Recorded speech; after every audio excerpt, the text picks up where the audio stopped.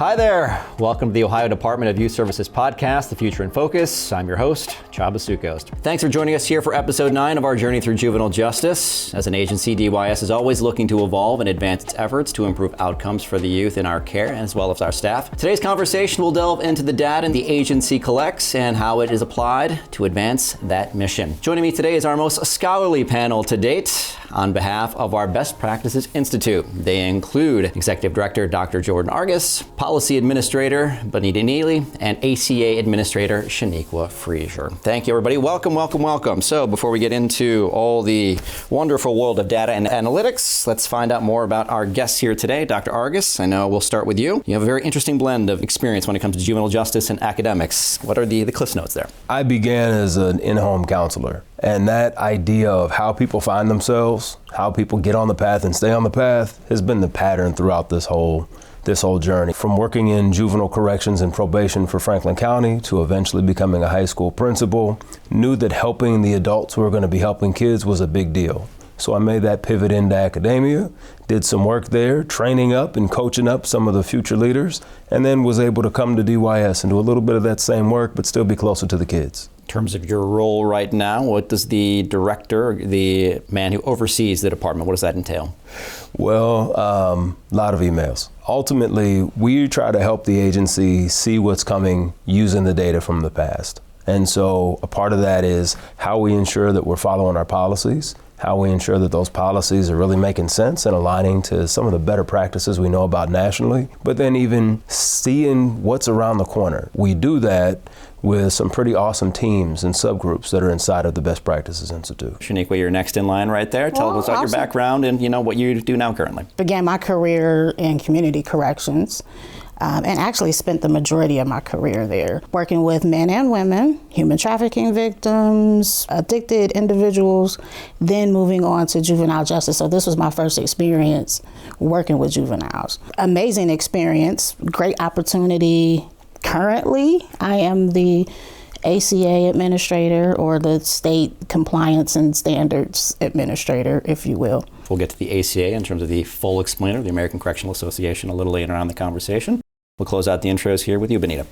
Benita Neely. I'm a little bit different than these two. I actually started my career at DYS back in 1997 as a part-time statistics clerk working in research. Had various jobs throughout the agency, always been at central office. I have never had the privilege of working in a facility or our parole, but I did work at the training academy for a while. So I've had a lot of different experiences. Before I went over to be in the director's office, I was the policy administrator. So I'm kind of back home. So I think I'm going to finish out my career as being the policy administrator. And that actually means every time you see a policy that comes from me, I usually work with our subject matter experts to make sure that they're getting their thoughts down in a way that people could understand. So, because we have a lot of line staff who read them. So I think my role is kind of pivotal in that I take what our executive staff sees, or maybe our subject matter experts see, and kind of whittle them down so we could all understand Sure. it. Always helpful. Mm-hmm. Dr. Argus, well, you kind of touched upon it briefly, but Best Practice Institute, what is that exactly? We are of the brainchild of our director, Amy Ast, and when we first had conversation about what Best Practice Institute was going to be, she really wanted this leading bright force in the field of juvenile justice, where there were folks who were well skilled to look at the data, qualified to interpret and analyze the data, and then who could also do some of the more sophisticated math stuff behind the scenes to help you find deeper patterns and isolate the noise of this time of year or these conditions happening too. In doing that, there was a point in time where we were also feeding that information directly into the training process. And so now that process is up and rocking and rolling and has a great 18-month history under it, that's pivoted to a different area, and it's allowed us now to focus even more on how we tell DYS's story through data to the broader academic community of criminal justice professionals. So you mentioned the outcome or the purpose behind it. What kind of data collection is there, and how are we collecting that data? We have an automated case management system, so we're able to pull out from the documentation that pretty much everyone who interacts with kids on a daily basis plugs into that system. Plus, we have human resources data related to people's journeys, in state government, particularly when they came over here. And then we're also able to dive into each of our campuses is like a little city. And so in that, We have the education information, we have the health information, we have the behavioral health services information, we have some other special needs that kids may have. And so from the different systems that have that data, we're able to pull and analyze and do all the fancy schmancy bean counting. Going over to Benita right here in terms of implementing things, because we are a state agency. Any established business has all kinds of policies, especially when we're talking about government here in that way. You touched about it in terms of, what the purpose of it is for the general person who's taking that information to understand what they're doing and why they're doing it. But as somebody who goes through that process right there, what are some examples of things that might be a little more complex that are distilled down for purposes for everyday use? Okay, so I think when we think of policies as being just dry, mundane things that we just have to read. But look at it as the foundation of our agency, because we had Dr. Argus who talked about data and best practices. Well, how do we communicate that to our staff? So I like to think of policies as a way to kind of communicate our mission, our DYS mission, and we're kind of codifying and putting it down in words. And so when we look at policies, I don't want us to think about it as dry, but kind of think about it as we're all taking a drive to get to the mission, because we in pre-service throughout the agency, we always talk about our mission, we talk about our vision and values. So just think we're all driving toward that mission, but we're all going different directions, we're getting there different ways. I think what policy does is it says we're not going to take these different routes, because if we take these different routes, we're going to get confusion, chaos, ineffectiveness, even potential disruptions. So what policy does is it says, okay, we're all going to take the same direction. We're going to do correctional best practices. We're going to do research. We're going to do our own collective experience, all those types of things. We're going to put it down and we're going to come up to an efficient route so everybody gets there. When we do it that way, it kind of mitigates some of those risks that we might have within our facilities in the parole region, even within central office, and it kind of removes those roadblocks. So we have already taken out all of those things that perhaps we've thought about that may kind of conflict with another policy. We've taken all of those out. So we're giving clear expectations to the people we serve. I don't want us to think about policies just as rules, but I wanted to think about, one, we're supporting the mission, we're providing direction, we're creating consistency, we're reducing risk. So I think policy is more than just a document, it just embodies a whole philosophy. Sure, yeah, consistency, uniformity goes a long way, not just within here, but just everyday life. Absolutely. In terms of our growth in that way. Dr. Argus, I know you're responsible for a lot of these little subsects or these teams that you mentioned. Shanequah, you're responsible for one directly, which we'll get to in a moment, but then one you had in the past as well with the Ohio Youth Assessment System. So what is that?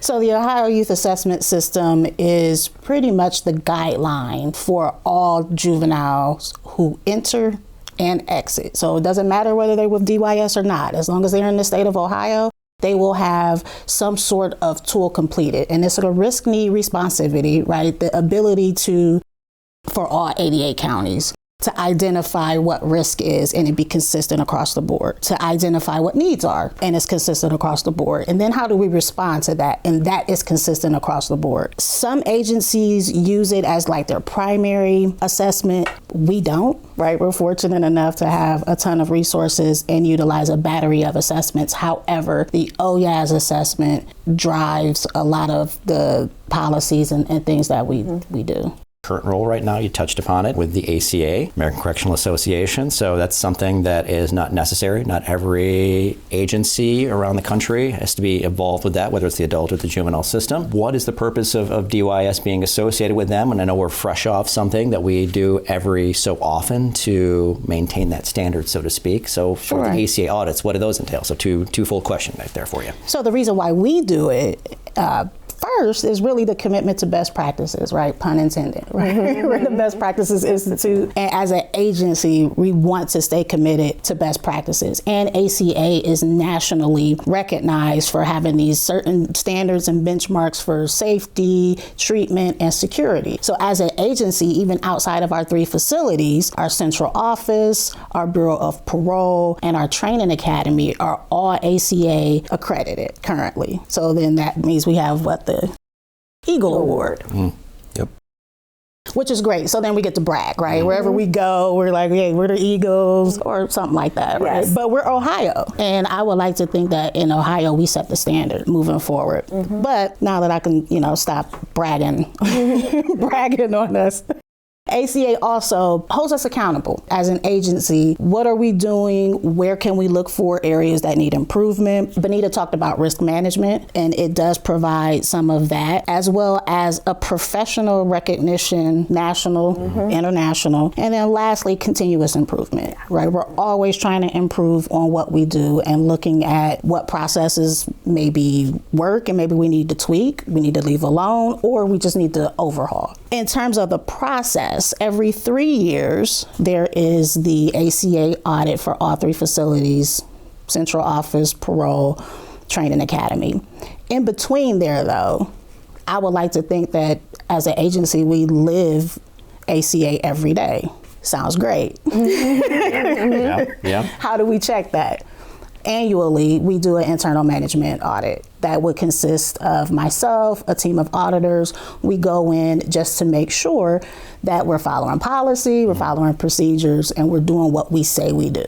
It's a good way to stay in line and follow along that way. It's kind of like I guess my analogy for that explanation is like cramming for a test, if you will. Right? So put it off. Absolutely. Oh, we do all this stuff to try and meet that grade, so to speak. But if we're obviously keeping up with and consistent with it, it's a lot easier to maintain and manage that way. Dr. Argus, I know your mind is always wandering. As somebody who, I believe I have ADHD, but not diagnosed yet, I can certainly relate in that way. So you're always looking for new ideas, new research. You're very, very suited for your role in that way right now. I know we were a part of a group meeting, a gathering with our partners from other state agencies, Google recently, talking about AI and how we can utilize that for our growth and our development of pretty much anything as an agency. What are you doing? What are you looking to utilize AI for us as we try to evolve our practices and processes? Well, that's a great question. So there's a lot of sub kinds of AI. And so we're really looking at 2. And one is the use of large language models, and the other is the use of machine learning.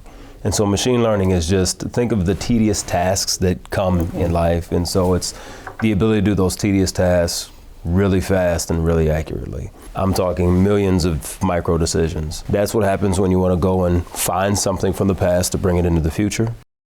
When you're looking at every kid who's ever been here in that case management system and how many times this happened, before that, before this, what about, you to do. And so AI is a great partner when you train and code it properly to help you go and find some insights. So we're looking into how we can construct effective AI models that will let us look at how do we program for kids. When you do this before this, what kind of outcome do you get versus when you switch things up a little bit, or if you do a little piece and a little piece. And so there's almost an infinite number of configurations. Machine learning is a great partner at letting it walk through the fields and walk through the forest and find stuff for you. The other big way is in thinking of how we can, again, communicate our own and find the patterns within our own storytelling about kids, as we have officers who are working in our facilities on our campuses or who are supporting kids, in the communities on supervision. What are the common themes? Because there's so many ways to document, as Benita had referenced in policy. There's so many ways to try to approach this desired outcome and this common good. Well, what happens if we're able to use large language modeling, all the different ways people write, all the different ways people think, and we're able to find those trends and patterns that really help us get success faster and longer lasting for our kids and our team members. Certainly a big achievement and advancement. I can only imagine how it's going to escalate and advance in the future in that way. Looking back, since we're already in the final quarter of 2025 here, when we look at accomplishments or progression we've had as an agency, what stands out to all of you? Well, I think in the policy world, we look at our parole. So parole is going through parole transformation. That's kind of their tagline. So they have been doing a lot of work with their policies, different ways to kind of predict things, where to put resources. So you probably earlier this year, you saw a reiteration of them doing their big parole policy. They did that for a few months and they're actually tweaking it again. So you will see that policy coming out of some of the different things that they're doing within policy. So parole's doing some really excellent work. And so that's one thing. And also now that we have a full medical team, we're doing a lot of changes with medical policies. So Dr. Francis is leading that, doing an excellent job. And we kind of meet once a month to go through their policies, and some good things I think are happening with the medical policies also. So those 2 areas. Shanequah? I would say, policies, definitely parole, because I had the opportunity to hang out with our northern region for a day, and they're doing some really, really cool and innovative stuff for Ohio. I would also say our strategic plan and some other things that are happening in the background that will be coming to light pretty soon. Good.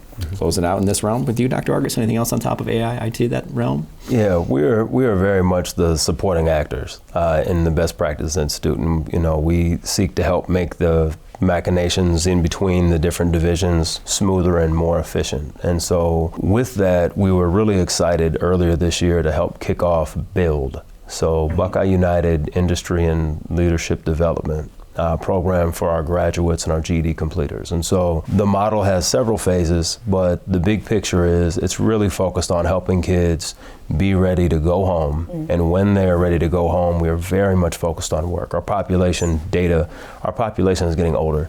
And so, our average age is just shy of 18, and our average age once they reach the community is just about 19. So work matters a lot more than a decade or 20 years ago with the U.S.'s population. So helping kids be ready to meaningfully contribute to Ohio's economy is a big deal.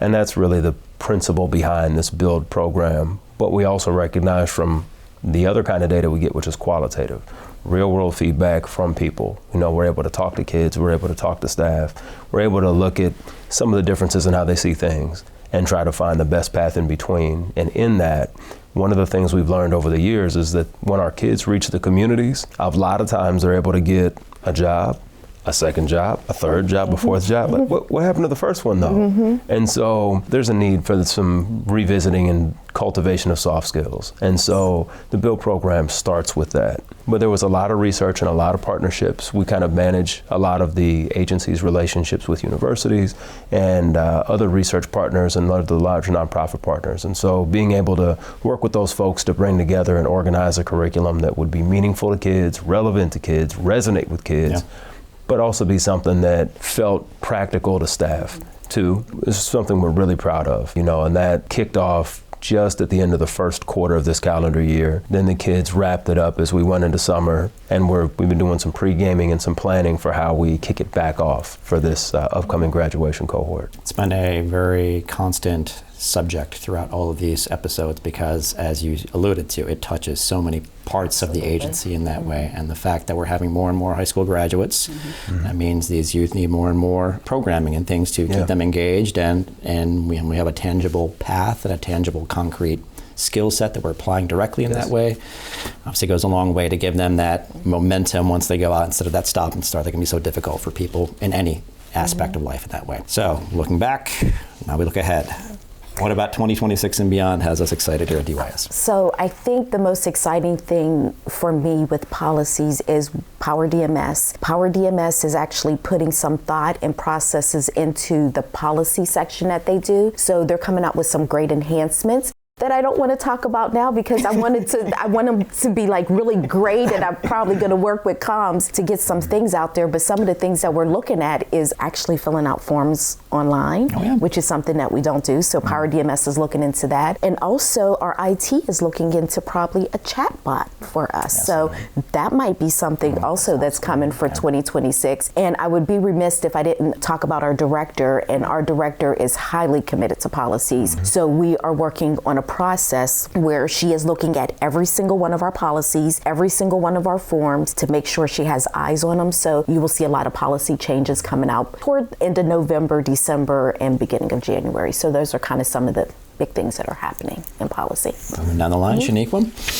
2026, more innovation, more ways to become more efficient. That's what I'm looking forward to. Dr. August, we'll close it out with you. I know you've been the brainchild between some of our mantras these past couple of years, more in 24, thrive in 25. We're still figuring out 2026 in that way. But listen, I'll put my vote in. Build it with bricks in 26. Okay, and so, what do we even mean by that? It's very easy to think about permanency or to think about, impermanency in state government. And I think that our director's office is really committed to, generational change for families and kids. Absolutely. And so to do that, the commitment piece is a really big deal. And so one of the things we're very, very committed to is turning some of this research power on to what else can we learn about how to best support staff. That's a big thing coming in the future. We've been practicing a couple of things and how we crunch some of those numbers, but ultimately we've also been excited to get out and do some more qualitative stuff, and and to have researchers really for first time in a long time get out into the field and spend some time with the folks who are doing the everyday work. So we're looking forward to expanding on that and also building something that maybe helps us see around the corner on staff experience, and if there's things we can head off by different ways of communication, different ways of demonstrating the leadership, that's better for everybody. Yeah. So that's what's coming soon. Yeah. We're all farmers in our own way, especially when we're able to tap into those frontline people as much as we can, giving them the best support system, giving them the most tools and resources, and just support along that way. It obviously benefits us as an agency, but more importantly, the kids and the families, as you alluded to in that way. So everybody, Benita, Shanequah, Dr. Argus, thank you very much for your time. I appreciate it. Thank you. Appreciate it. When we're trying to evolve our best practices as an agency, that includes the people responsible for trainings, from new hires to seasoned staff. Training Academy Superintendent Dr. Anna Wise and others from her team will discuss the development of programs for a diverse workforce to fit the changing needs in juvenile corrections. Be sure to subscribe to the Future in Focus podcast and let others know about it too. You can find us on Apple Podcasts, Spotify, Amazon Music, iHeartRadio, or watch our video recording right here on the Ohio DYS YouTube channel. Thanks for listening and watching. We look forward to having you with us for our journey through juvenile justice here at DYS.